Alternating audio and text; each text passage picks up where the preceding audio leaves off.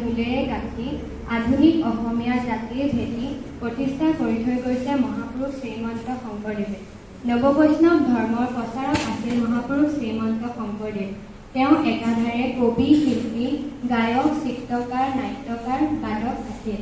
এইজনা মহান গুৰুৰ জন্ম হৈছিল 1449 চনত নগাঁৱৰ আলিপুখুৰীত। তেওঁৰ পিতৃৰ নাম আছিল কুসুম্বৰ শিৰোমণি ভূঞা আৰু মাতৃৰ নাম আছিল সত্যসন্ধা। শিশু কালতেই তেওঁৰ পিতৃ মাতৃৰ দুয়োগৰাকীৰ মৃত্যু ঘটে। পিতামহী খেৰসুতী আয়ে এই মাওৰা সন্তানটিক তুলি তালি ডাঙৰ দীঘল কৰে। 12 বছৰ বয়সত বুঢ়ী আই খেৰসুতীয়ে শংকৰদেৱক মহেন্দ্ৰ কন্দলী নামে এজন ওজাৰ টোলত নামভৰ্তি কৰাই দিয়ে। তাতেই কেইবছৰমান শিক্ষা লাভৰ অন্ততে শংকৰদেৱ অগ্ৰবাদী কবি হৈ উঠে সকলোৰে বাবে শংকৰদেৱ হয়। শংকৰদেৱৰ ধৰ্ম হ'ল একশৰণ নাম ধৰ্ম। ধৰ্ম প্ৰচাৰৰ বাবে তেওঁ সত্ৰ অনুষ্ঠানসমূহৰ প্ৰতিষ্ঠা কৰিছিল। তেওঁ অকল ধৰ্মগুৰুৱেই নাছিল, অসমীয়া সাহিত্যৰ এগৰাকী যুগস্ৰষ্টা কবি তথা সাহিত্যিক আছিল। তেওঁ অসমীয়া সাহিত্যৰ গুৰি ধৰোঁতাও আছিল। তেওঁ অসমীয়া সাহিত্যৰ সংগঠক আৰু সংস্কাৰক আছিল।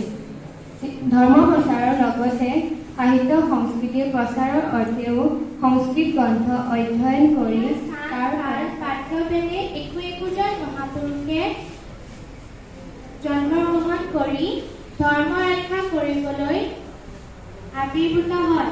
এনে এজন মহাপুৰুষ হ'ল শ্ৰীমন্ত শংকৰদেৱ।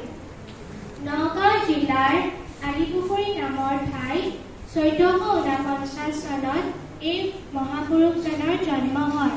তেওঁৰ পিতৃৰ নাম আছিল কুসুম্বৰ ভূঞা আৰু মাতৃৰ নাম আছিল সত্যসন্ধা। সৰুতেই মাতৃৰ বিয়োগ হোৱাত তেওঁৰ বুঢ়ী মাক খেৰসুতীয়ে তেওঁক ডাঙৰ দীঘল কৰিছিল।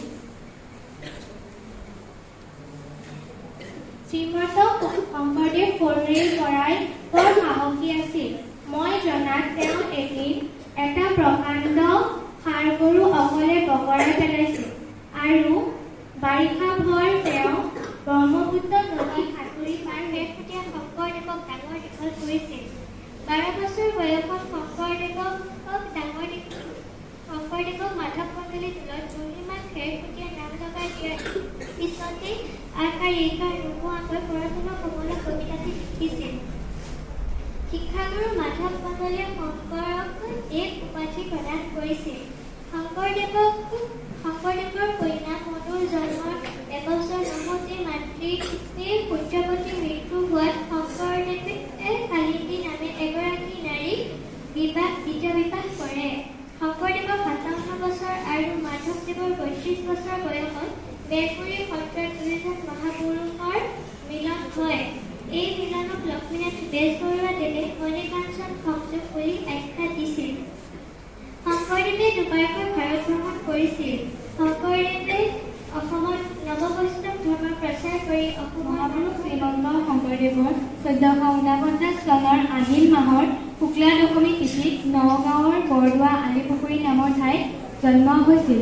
গুৰুজনাৰ পিতৃৰ নাম আছিল কুসুম্বৰ ভূঞা আৰু মাতৃ সত্যসন্ধা। শৈশৱকালতে পিতৃ মাতৃক হেৰুওৱা বুঢ়ীমাক খেৰসুতীৰ আদৰ যত্নত মহাপুৰুষ শংকৰদেৱ ডাঙৰ দীঘল হয়।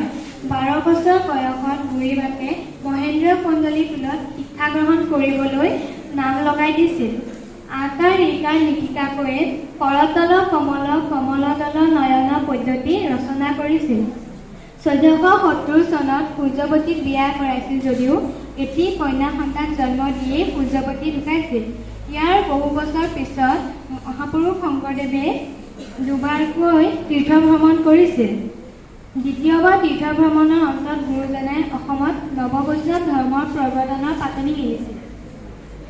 1522 চনৰ শৰৎকালত মহাপুৰুষ শংকৰদেৱে তেখেতৰ আটাইতকৈ প্ৰিয় শিষ্য মহাপুৰুষ মাধৱদেৱক লগ পাইছিল। মহাপুৰুষ শংকৰদেৱ আৰু মহাপুৰুষ মাধৱদেৱৰ মিলনৰ সময়খিনি মণিকাঞ্চন সংযোগ হৈছিল 1449 চনৰ নগাঁও জিলাৰ বৰদোৱা আলিপুখুৰী নামে ঠাইত। তেওঁৰ পিতৃৰ নাম আছিল কুসুম্বৰ ভূঞা আৰু মাতৃৰ নাম আছিল সত্যসন্ধা। সৰুতে মাক দেউতাকৰ বিয়োগ হোৱাত তেওঁৰ আইতাক খেৰসুতীয়ে তেওঁক তুলি তালি ডাঙৰ দীঘল কৰিছিল। তেওঁ 12 বছৰ বয়সলৈকে